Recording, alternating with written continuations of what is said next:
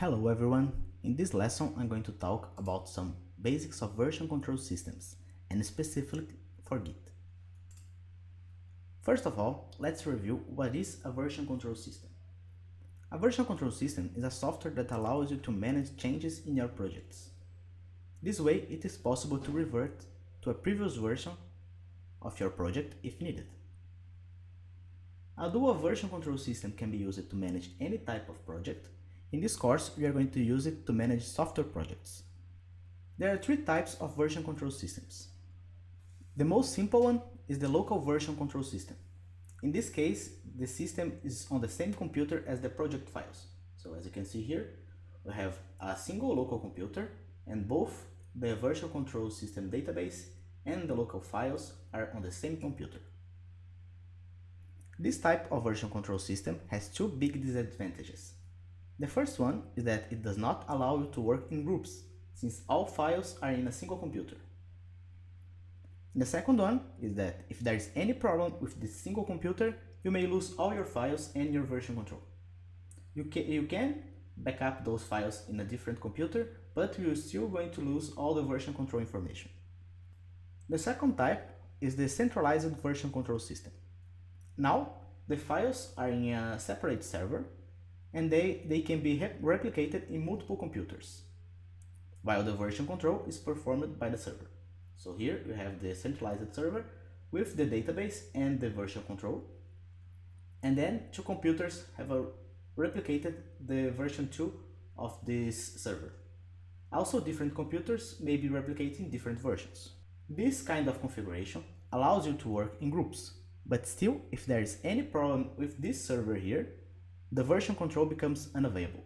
So for example, if you don't have access to the server, you can't use the version control features. Also, if for some reason you lose the data in this computer, you lose all the version control information. Finally, you have the distributed version control system. This is the case for Git, for example. In this system, there is still a server, like here, performing the version control. So it has the database and the metadata for the version control. However, all users like computer A and computer B have a copy of this server data. They don't have only the local files, they have a whole copy of the content in the server. So, if for any reason the server goes down, it is possible to retrieve the data from any one of those users. So if you lose the data here, you can pick back the data from the computer A or computer B. Despite being a distributed version control system, Git also has a specific way of storing data. Most of other version control systems store information as a list of file changes. So, each version is represented by the changes that have been made since the last version. For example, suppose we have a project with three files, like file A, B, and C here, in the version 1. In the second version, files A and C have been changed, so the system keeps track of those changes. So we have version 2 is composed by the first change in file A and the first change in file C. Now suppose that in version 3 only file C has been changed. So for version 3, the system only keeps track of the second change of file C. On the other hand, Git stores each version as a snapshot of the whole project. So each version is represented by the states of each file in the project.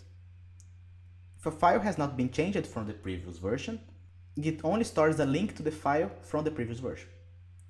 So in the previous example, if files A and C have been changed for version 2, we store the server will store a new version of file A, a new version of file C, and a link of file B to its previous version.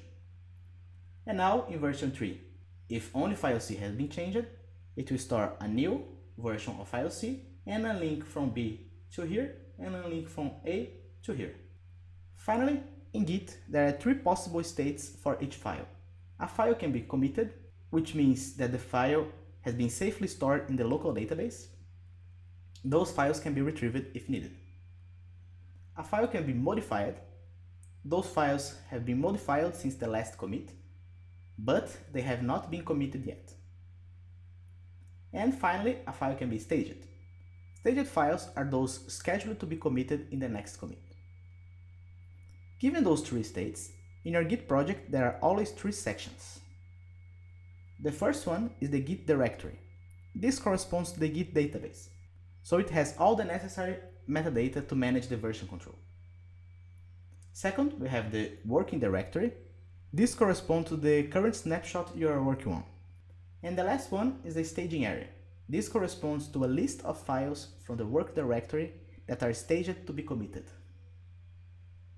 So remember that those three states will always be present in your Git repository. And that's it for this lesson. In the next one, we are going to create our first Git repository.